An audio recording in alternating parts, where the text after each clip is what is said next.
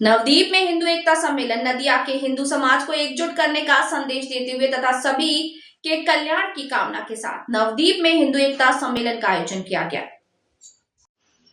रविवार को नवद्वीप ब्लॉक के नवद्वीप घाट बस अड्डा के समीप भागीरथी नदी के पूर्व तट पर भागीरथी पूर्व तट सनातन संस्कृति रक्षा कमेटी के तत्वाधान में ये सम्मेलन हुआ। सुबह से ही नवद्वीप और आसपास के क्षेत्रों से बड़ी संख्या में लोग इस धार्मिक अनुष्ठान में शामिल होने पहुंचे। दिन भर गीता पाठ, होम यज्ञ सहित विभिन्न धार्मिक आचार अनुष्ठानों के माध्यम से सम्मेलन की शुरुआत हुई। आयोजकों का दावा है कि बांग्लादेश सहित विभिन्न क्षेत्रों में हिंदुओं पर हो रहे अत्याचार और हिंदू देवी देवताओं की मूर्तियों के भंगाचूर की घटनाओं के खिलाफ विरोध जताने के उद्देश्य से ये सम्मेलन आयोजित किया। इसके साथ ही हिंदू समाज को एकजुट करना तथा सभी के मंगल की कामना ही इस अनुष्ठान का मुख्य उद्देश्य रहा। गीता पाठ के साथ साथ विभिन्न प्रख्यात साधु संतों के प्रवचनों का भी आयोजन किया।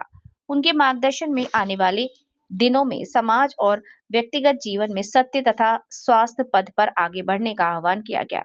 कार्यक्रम में उपस्थित नवद्वीप सुदर्शन सेवा संघ के सेवायत श्रुति शेखर गोस्वामी ने कहा कि नवद्वीप की संस्कृति ही धार्मिक संस्कृति है। इस प्रकार के मांगलिक और एकजुट करने वाले अनुष्ठान का आयोजन अत्यंत प्रशंसनीय है। यहाँ आकर मैं बहुत प्रसन्न हूँ। दिन भर शांतिपूर्ण वातावरण में धार्मिक भावांगा भी मरे और भक्तिमय आभा के बीच ये हिंदू एकता सम्मेलन संपन्न हुआ। जिला नदिया, पश्चिम बंगाल से पृथ्वीराज मित्र की रिपोर्ट। নবদ্বীপের পুণ্যভূমিতে গীতা পাঠ হচ্ছে, আপনি সেখানে নিমন্ত্রিত হয়ে এসেছেন, কেমন লাগছে আপনার? এই নবদ্বীপের তো সংস্কৃতিটাই তো ধর্মীয় সংস্কৃতি, একটা ধর্মীয় পরিমণ্ডল সবসময় নবদ্বীপকে ঘিরে রাখে। তার উপরে আজকে এই সুরধনির তীরে এই যে আয়োজন করা হয়েছে এবং প্রচুর ভক্তরা আসছেন, গীতা পাঠ হয়েছেন, এখন বেদ পাঠ হচ্ছেন, এক অপূর্ব পরিবেশের সৃষ্টি হয়েছে। তো খুবই ভালো লাগছে এখানে এসে আর কি।